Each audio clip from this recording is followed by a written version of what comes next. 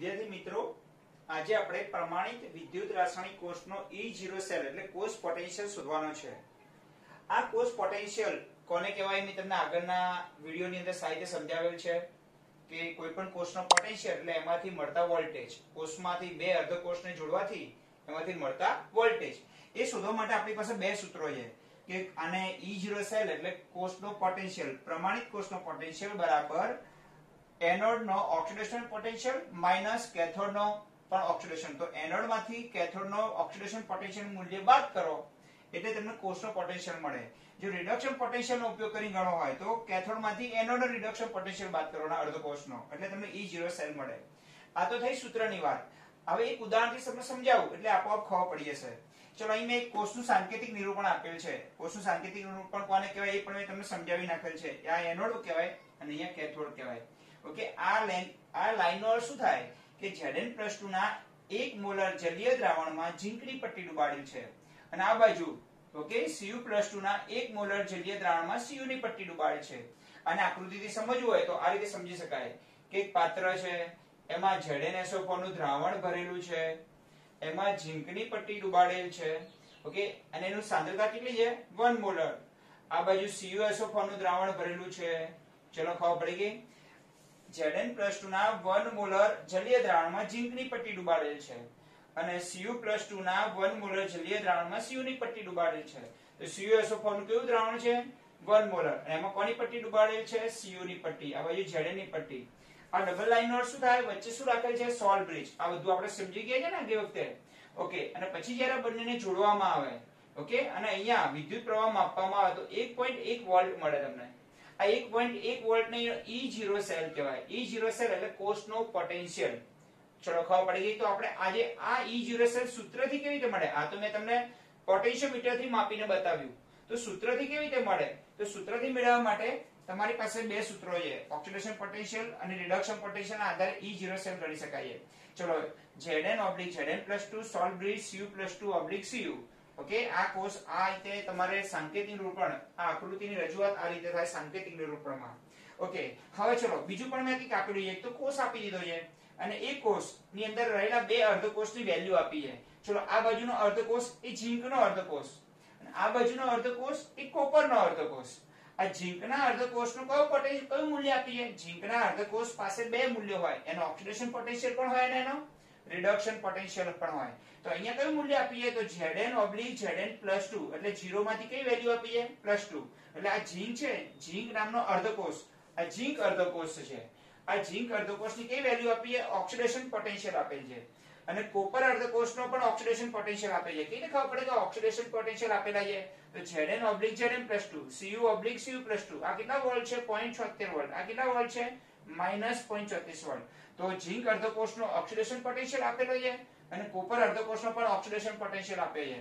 જો 0 માંથી +2 બને છે, 0 માંથી શું બને છે? +2 એટલે વધારો થાય ને, એટલે એની કઈ વેલ્યુ કહેવાય? ઝીંકનો ઓક્સિડેશન પોટેન્શિયલ. ચલો હવે બંનેના ઓક્સિડેશન પોટેન્શિયલ આપ્યો હોય તો આ એનોડ કહેવાય, નાની હોય કેથોડ કહેવાય. ઝીંક એનોડ છે, કોપર કેથોડ છે. ઝીંકનો પણ ઓક્સિડેશન પોટેન્શિયલ આપે છે, કોપરનો પણ કયો આપે છે? Oxidation potential. તો કયો સૂત્રનો ઉપયોગ કરશું? ઉપરના સૂત્રનો કરીશું ને.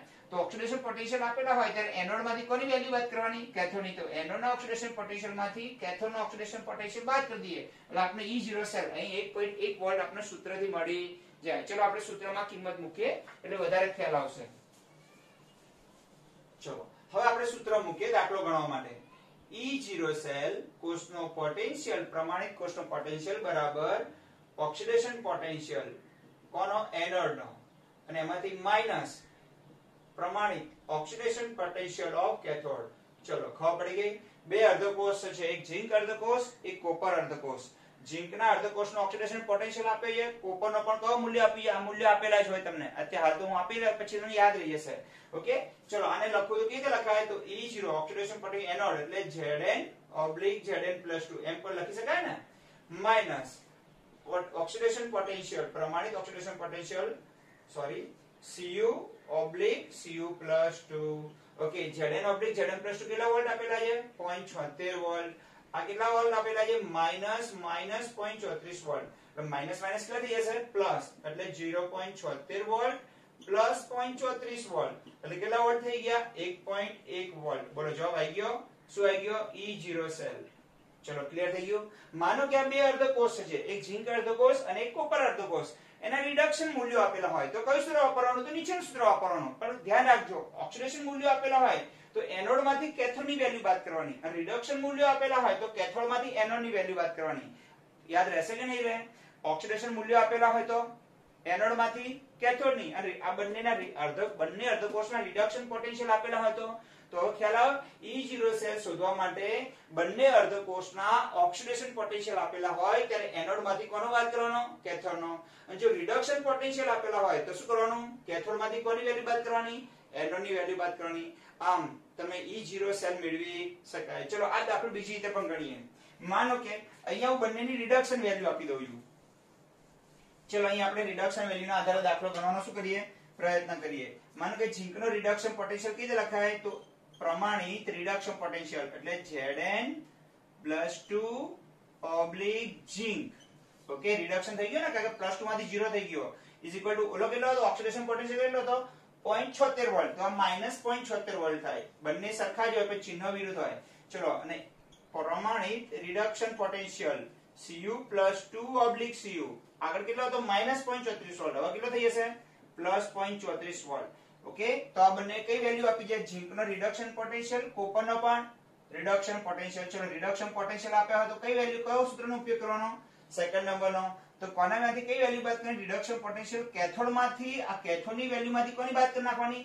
એનોડની. ઓક્સિડેશનમાં શું કરેલું? એનોડની વેલ્યુમાંથી કોની બાદ કરી? કેથોડની. બોલો, સહેલું છે કે નહીં એકદમ? ચલો, સૂત્ર આપણે બદલી નાખીએ અહીંયા. જવાબ તો એના જ આવશે. તમે ગમે તે સૂત્રનો ઉપયોગ કરો, ઓકે, જવાબ તો એના એ જ આવશે. ચલો, કોષનો પ્રમાણિત પોટેન્શિયલ ઇઝ ઇક્વલ ટુ પ્રમાણિત રિડક્શન પોટેન્શિયલ. કોણ આવશે? એનોડ કે cathode? Reduction potential of cathode minus પ્રમાણિત રિડક્શન પોટેન્શિયલ ઓફ એનોડ. ચલો, કેથોડ નો રિડક્શન પોટેન્શિયલ કેવી રીતે લખાય? કેથોડ નો આવે ને, આ કેથોડ છે તો કેથોડ નો રિડક્શન પોટેન્શિયલ તો આપેલો છે ને, તો આ રીતે લખાય ને, પ્રમાણિત Cu +2 Cu માઇનસ Zn +2 ઝીંક. ચલો, અહીં કેટલા આપે છે? 0.34 વોલ્ટ. માઇનસ આ કેટલો આપે? ઝીંકનો -0.76 વોલ્ટ. માઇનસ માઇનસ કેટલો થઈ જશે? +0.34 +0.76. જવાબ તો કેટલો આવી ગયો? 1.1 વોલ્ટ. E0 સેલ મળી ગયું આપણને.